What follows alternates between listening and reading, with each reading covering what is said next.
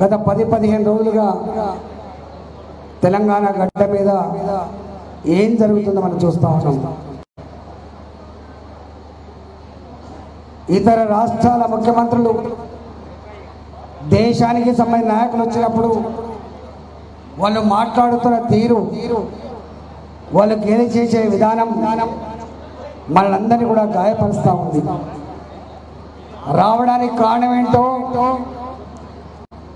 బాధ్యత లేని ప్రభుత్వం బాధ్యత మర్చిన సందర్భంలో ఇక్కడి ప్రజానీకానికి, ఇక్కడి ఉద్యోగ వర్గానికి సంఘీభావం చెప్పడానికి, మేమున్నామని చెప్పి భరోసా ఇవ్వడానికి వాళ్ళు వస్తే వాళ్ళ గురించి మాట్లాడుతున్న మాటలు అత్యంత జుగుప్సాకరంగా ఉన్నాయి, బాధ్యత రహితంగా ఉన్నాయి.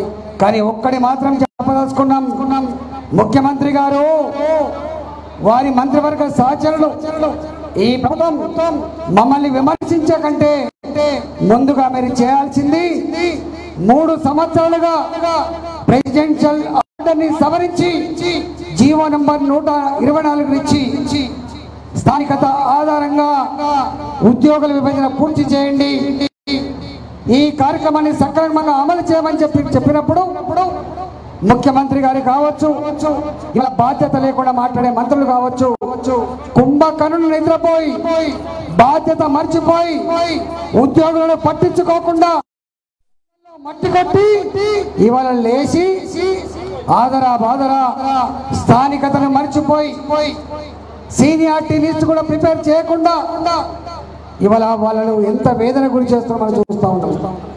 నాకు తెలిసి ఈ దేశ చరిత్రలో ఒక రాష్ట్రంలో ఈ సంఘటన జరిగినప్పుడు ఉద్యోగులుగా గుండె పగిలిపోయి ఆత్మహత్యలు చేసుకున్న ఏకైక రాష్ట్రం తెలంగాణ మాత్రమే. దానికి ఏకైక కారకుడు కేసీఆర్ మాత్రమే చెప్పడం చేస్తూ ఉన్నాం. ఇవాళ ప్రతిపక్ష పార్టీలు రావాల్సక్కర్లేదు, సెన్సిటివిటీ ఉంటే ఈ ప్రభుత్వానికి, ముఖ్యమంత్రి గారికి సోయి ఉంటే మీరే ఆనాడు సకల జనుల సమ్మెలో పాల్గొన్న వాళ్ళు ఎవరు? ఉద్యోగులు కాదా? ఆనాడు సకల జనుల సమ్మెలో పాల్గొన్న వాళ్ళు టీచర్లు కాదా? ఆనాడు సకల జనుల సమ్మెను విజయవంతం చేసింది అనేక వర్గాల కార్మిక సంఘాలు కాదా? మర్చిపోయిన ముఖ్యమంత్రి గారు ఓటెక్కదాకా ఓడమల్లప్ప, ఓటెక్కినాక బోడమల్లప్పలాగా ఆనాడు ఇదే కలెక్టర్కు నేను వచ్చినా, ఇదే కోర్టుకు నేను వచ్చినా, ఇదే ప్రభుత్వ కాలంలో నేను వచ్చినా ఆనాడు ఆ ఉద్యోగులు, ఆ టీచర్లు ఉద్యోగం పోతపోయింది, మొట్టమొదటిగా తెలంగాణ బిడ్డను, నేను తెలంగాణ మట్టి బిడ్డనని చెప్పి ఆనాడు డంకా బజాయించి మాతో సమానంగా డప్పులు మోగించి, మాతో సమానంగా ఉద్యమాలు చేసి, మాతో సమానంగా ప్రభుత్వాన్ని హెచ్చరిక చేసినటువంటి వాళ్ళు ఉద్యోగులు కాదా ముఖ్యమంత్రి గారు? ఇవాళ ఏమైపోయింది? తెలంగాణ వస్తే స్వేచ్ఛ వస్తుంది అనుకున్నాం కదా, తెలంగాణ వస్తే ఆత్మగౌరవం పెరుగుతుంది అనుకున్నాం కదా, తెలంగాణ వస్తే నా ఉద్యోగ వర్గానికి అనేక సమస్యలు పరిష్కారం చెప్పి భావించడం కదా. కానీ ఆ ఉద్యోగులు ఇవాళ ఏమైపోయింది? వాళ్ళకు చివరికి మాలాంటి వాళ్ళకు వచ్చి దరఖాస్తు ఇచ్చే సస్పెండ్ చేస్తారు, మాలాంటి ఇళ్ళకి వచ్చి సమస్యలు చెప్పుకుంటే ఇంటెలిజెన్స్ ఆఫీసర్లు వస్తారు, మాలాంటి వాళ్ళకు దండం పెడితే ట్రాన్స్ఫర్ చేసేటువంటి మూర్ఖపు ప్రయత్నం కేసీఆర్ చేస్తున్న విషయాన్ని మర్చిపోతుందని మనం చేస్తూ ఉన్నాం. ఇవాళ ఆ ఉద్యోగులు ఒకటే కోరుకుంటాను, ఈ ప్రభుత్వం తాత్కాలికంగా అణిచివేస్తుండొచ్చు కాక, ఈ ప్రభుత్వం మా ఉసురు పోసుకుండొచ్చు కాక, కానీ ఇవన్నీ కూడా దిగమింగుకుంటా ఉన్నాం, ఇవన్నీ కూడా గుండెలు దాచుకుంటా ఉన్నాం. సందర్భం వచ్చినప్పుడు కర్రు కాల్చి వాత పెడతాం నా కొడుక అని చెప్పి లోపల ఇవాళ భావించే విషయాన్ని మర్చిపోవద్దు. ఉద్యోగులు కాదు కొడుక, ఉద్యోగులు ప్రజలలో ఉండేవాళ్ళు, ఉద్యోగులు సహకరించకుండా, ఉద్యోగులు పనిచేయకుండా, టీచర్లు చదువు చెప్పకుండా ఈ రాష్ట్రం బాగుపడదనే విషయం నీకు తెలియదా? కానీ నీకు తెలవాలి, వాళ్ళతో పెట్టుకున్నాడు ఎవడు బాగుపడలే, వాళ్ళతో గోక్కున్నాడు ఎవడు బాగుపడలే, వాళ్ళతో గోక్కున్నావు, వాళ్ళతో పెట్టుకున్నావు, తప్పకుండా ఈ ప్రభుత్వాన్ని పాతాళంలో పాతరేస్తానని చెప్పి హెచ్చరిస్తా ఉన్నా. ఇవాళ భారతీయ జనతా పార్టీ కార్యకర్తలుగా అనేక సమస్యల మీద బాధ్యత కలిగిన ప్రతిపక్ష పార్టీగా ఉద్యమాలు చేస్తూ ఉంటే ఏం చేస్తుండే ముఖ్యమంత్రి? కేసులు పెట్టుడు, బెదిరించుడు, చివరి కొట్టుడు. ఆ కొట్టుడు కూడా గుడ్లను బాధ్యుడు. కరీంనగర్లో పార్లమెంట్ సభ్యుడిగా, రాష్ట్ర అధ్యక్షుడిగా సామరస్యపూర్వకంగా సమస్య పరిష్కారం కావాలని శాంతిపూర్వకంగా దీక్ష చేస్తే అక్కడున్న సిపి ఏం చేసిండో మీరంతా చూసిండ్రు. చివరికి పోలీస్ స్టేషన్ పట్టుకపోయిన తర్వాత ఎందుకు పట్టుకొచ్చిందని చెప్పి ప్రశ్నిస్తే గొడ్లను కొట్టిండ్రు. తీసుకుపోయి పీఈటీ గ్రౌండ్లో పెడితే అక్కడ కూడా కార్యకర్తలు జమ అయితే కిలోమీటర్ తరబడి తరిమి కొట్టిండ్రు. ఇవాళ ఎందుకు వచ్చిండ్రు మా వాళ్ళు? ఒకటే చెప్పడానికి వచ్చిండ్రు, నీది బుడ్డ పార్టీ, ఈ ప్రాంతంలో ఉన్న పార్టీ, 303 సీట్లతో ఈ దేశాన్ని పాలిస్తున్న పార్టీ భారతీయ జనతా పార్టీ. ఈ దేశంలో 29 రాష్ట్రాలుంటే 17-18 రాష్ట్రాల్లో పరిపాలిస్తున్న పార్టీ భారతీయ జనతా పార్టీ. నీవే కాదు ఈ ప్రజల్ని పాలించేది, నీదే కాదు ఈ రాష్ట్రం ఇవాళ ఈ దేశంలో భాగమనే విషయం మర్చిపోకు.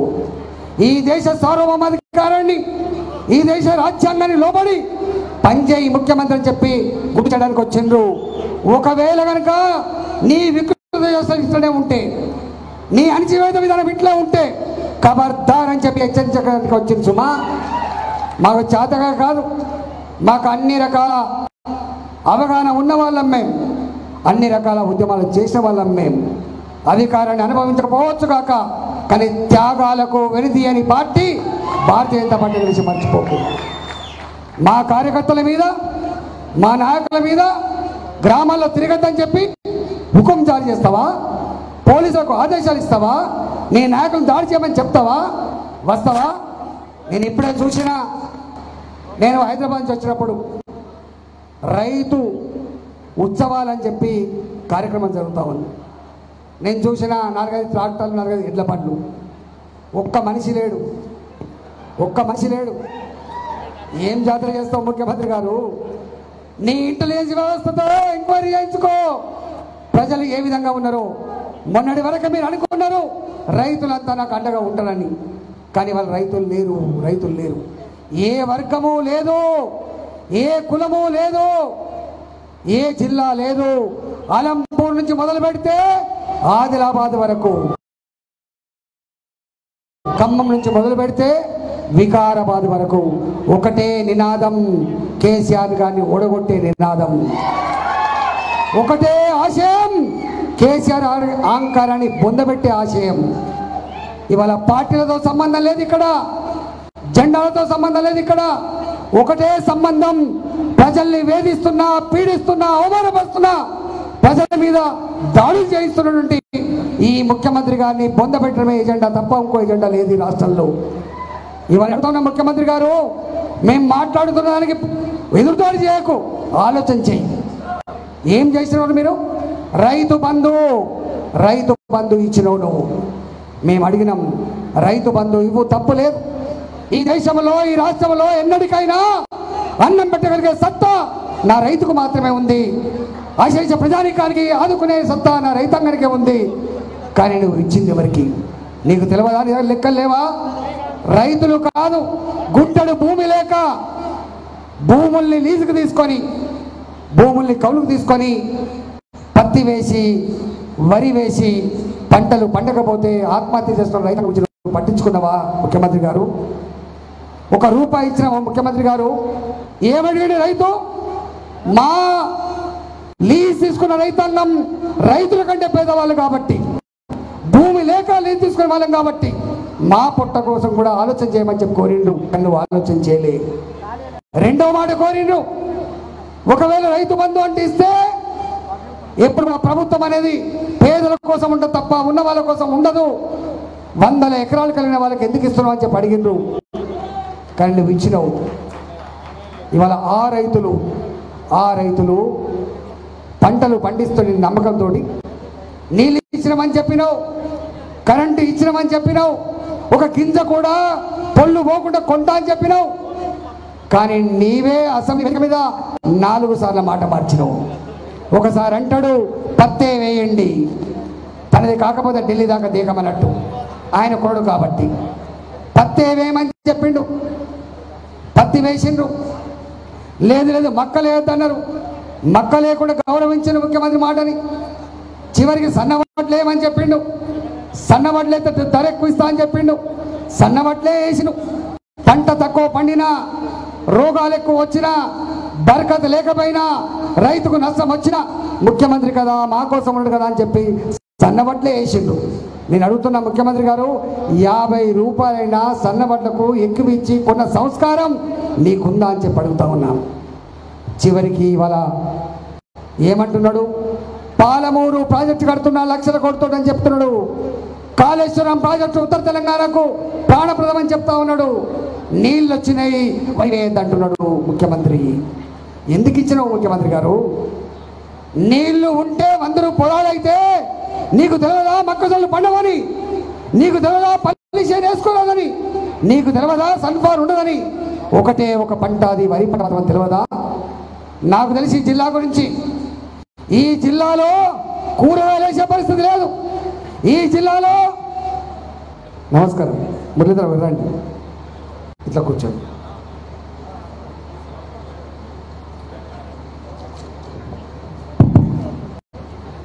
మహబూబ్నగర్ జిల్లాలో కూరగాయలు వేసే పరిస్థితి లేదు, మక్క పెళ్ళేసే పరిస్థితి లేదు, సన్ఫ్లవర్ వేసే పరిస్థితి లేదు. ఎందుకు? అడవి పందుల బాధకు, అడవి పందుల బాధకు. నాకు తెలుసు ఈ ఊర్లలో తిరుగుతున్నప్పుడు, అన్నా తెలంగాణ ఉద్యమం చేద్దాం కానీ ఈ అడవి పందుల సంగతి ఏంటని చెప్పడిగిన.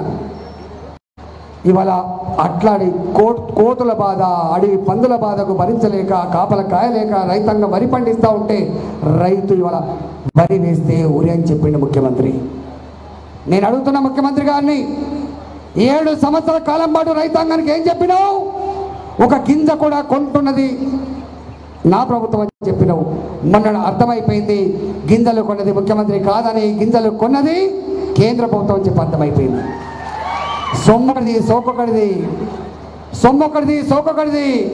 వడ్లు కొన్నది కేంద్ర ప్రభుత్వం, మా ఆడబిడ్డలకు కమిషన్ ఇచ్చింది కేంద్ర ప్రభుత్వం, ఖాళీ బస్తాలు ఇచ్చింది కేంద్ర ప్రభుత్వం, ట్రాన్స్పోర్ట్ ఛార్జ్ ఇచ్చింది కేంద్ర ప్రభుత్వం, మిల్లుకు తరలించింది కేంద్ర ప్రభుత్వం, మిల్లుకి ఛార్జ్ ఇచ్చింది కేంద్ర ప్రభుత్వం, FCIలో పెట్టింది కేంద్ర ప్రభుత్వం, 3 రూపాయలకి కిలో బియ్యం ఇచ్చింది కేంద్ర ప్రభుత్వం. చెప్తావా ఎప్పుడన్నా నువ్వు? ఫోటో మాత్రం నీది పెట్టుకుంటావు, ఫోటో మాత్రం నీది పెట్టుకుంటావు, కానీ డబ్బులు ఇచ్చి మాత్రం కేంద్రం. కానీ ఒక్క మాట మాత్రం చెప్పదలుచుకున్నా, ఇవాటికి కూడా కేంద్ర ప్రభుత్వం వడ్లు కొనద్దని చెప్పలేదు, ఇవాటికి కూడా కేంద్ర ప్రభుత్వం బియ్యం కొనదని చెప్పట్లేదు. ఒకటే చెప్పింది, ఈ ఉప్పుడు బియ్యం తినే 2 రాష్ట్రాలు తమిళనాడు, కేరళ, ఆ రాష్ట్రాలలో కూడా తెల్ల బియ్యమే తింటున్నారని కేంద్ర ప్రభుత్వం చెప్పింది. ఆ రాష్ట్రాల్లో కూడా వడ్లు ఉత్పత్తి అవుతున్నాయని. అందుకే వాళ్ళు అనేక సార్లు ఉత్తరాలు రాసిండ్రు ఈ రాష్ట్ర ప్రభుత్వానికి, అయ్యా మీరు బియ్యం కొన్ని మాకు తెల్ల బియ్యం తప్ప ఉప్పుడు బియ్యం అని చెప్పిండు. దానికి ఎంత రాద్ధాంతం చేసే ప్రయత్నం చేస్తూ చూసి ఇవాళ కేసీఆర్ గారు చెప్తే ఓడవదు, అనేక విషయాలు ఉన్నాయి. ఇవన్నిటి కోసం వడ్లు కొనని రైతు బంధు చక్కగా ఇవ్వక, ఈసారి రైతు బంధు అందరికి రాలే, ఈసారి రైతు బంధు కొందరికే వచ్చిందట, కాంపిటీషన్ ఇస్తా ఉన్నారు. అంతేకాదు సుమా, మీకు ఆ సంగతి తెలియదు, అంతమంది ముందు భూ ప్రక్షాళన తెచ్చిపెట్టిండు, కబ్జాకాలను తీసేసిండు. 40 ఏళ్ల క్రితం, 50 ఏళ్ల క్రితం, 60 ఏళ్ల క్రితం తాతలు కొనుక్కున్న భూములు కూడా పరదినం అయిపోయినాయి. చివరికి మళ్ళీ వెతుక్కుంటూ పోయి కాళ్ళ మీద పడి ఆ భూములు రిజిస్టర్ చేసుకుంటున్నాం. ఇవాళ ధరణిలో 1,00,000 ఎకరాలు మాయమైపోయింది. 1,00,000 ఎకరాలు మాయమైపోయినా వడ్లు పండించద్దన్నా, వడ్లు కొనకుండా వేధించినందుకు గాను రైతు ఉత్సవాలు జరుపుకుంటున్నాం. ముఖ్యమంత్రి గారు, నీ రైతు ఉత్సవాలను చూసి రైతులు సిగ్గుపడుతున్నారు. ఇవాళ ఎంత బాధేస్తుందంటే, మీ అందరికీ మొన్న మీరు హుజరాబాద్కి వచ్చి పనిచేసారు. హుజరాబాద్కి వచ్చి పనిచేస్తే అక్కడ ఏం జరిగిందో నాకంటే ఎక్కువ మీకెరక. ఎంత వేదన అనుభవించింది హుజరాబాద్, ఎంత బాధ అనుభవించింది హుజరాబాద్. అయినా ధర్మాన్ని నిలపాలని చెప్పి పట్టుబట్టిండు హుజరాబాద్ ప్రజలు. కేసీఆర్ అహంకారాన్ని పొందబట్టకపోతే భవిష్యత్తు లేదని భావించింది హుజరాబాద్. ఈ డబ్బు సంచలకు, మద్యం సీసాలకు, నీ బెదిరింపులకు లొంగకుండా చెప్పింది హుజరాబాద్. తెలంగాణ ఆకలినైనా భరిస్తుంది, తెలంగాణ ఆత్మగౌరవం కోల్పోదని చెప్పింది హుజరాబాద్. హుజరాబాద్ డబ్బులకి, మద్యానికి, అహంకారానికి, అణిచివేతకు లొంగ తీసుకోలేవురా. తెలంగాణ ధర్మానికి మాత్రమే లొంగుతుంది తప్ప దీన్ని లొంగదని చెప్పింది తెలంగాణ. ఇవాళ అక్కడ ఏం జరుగుతుంది? అక్కడ మనకు ఇల్లు ఇచ్చిన వాళ్ళు, మనకు పువ్వ పెట్టిన వాళ్ళు, మనకు బొట్టు పెట్టిన వాళ్ళు, మనకు హారతి పట్టిన వాళ్ళు వాళ్ళ ఇళ్లలో పెన్షన్ తీసేస్తాను, వాళ్ళ డాక్టర్ని సీజ్ చేస్తాను, వాళ్ళ మీద కేసులు పెడతాను, వాళ్ళు ఇబ్బంది పెడతాను. కానీ నేను చెప్పిన ఎన్ని రోజులు ఇబ్బంది పెడతారు? ఇది ఆరిపోయే దీపం, ఇది ఆరిపోయే దీపం. ఉంటే గింటే సర్కార్ 2023 వరకు ఒకవేళ ప్రజా ఉద్యమాలు వెల్లువెత్తితే ఆ 23 వరకు ఉండే ఆస్కారం లేదు.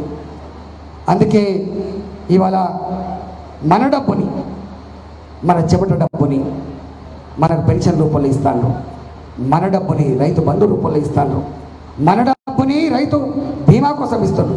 మన సొమ్ము మనకిచ్చి కేసీఆర్ మన మీద పెత్తనం చేసే ప్రయత్నం చేస్తున్నాడు. ఇది చెల్లదు, ఇది చెల్లదు. హుజరాబాద్లో ఎట్లా చెంప చెల్లమనిపించిందో తెలంగాణలో కేసీఆర్ చెంప చెల్లు అనిపించారు దగ్గరలో ఉంది. కార్యకర్తలారా, నాయకులారా, ఆ కర్తవ్యాన్ని ఇవాళ భారతీయ జనతా పార్టీ ఫుల్ఫిల్ చేయబోతా ఉంది. మీకు తెలుసు ఏ పార్టీల సంగతి ఏందో మీకు తెలుసు. ఇవాళ ఇక్కడ ఇప్పటికే దుబ్బాకలో, ఇప్పటికే జిహెచ్ఎంసీలో, ఇప్పటికే హుజరాబాద్లో నిలబడి కలబడే కొట్లాడే పార్టీ భారతీయ జనతా పార్టీ మాత్రం చెప్పింది. అందుకే ఇది నిలబడుతుంది, ఇది కలబడుతుంది, ఇది కేసీఆర్ అహంకారాన్ని పొందబెడుతుంది. కాబట్టి ప్రజలకు ఒక విశ్వాసం ఉంది.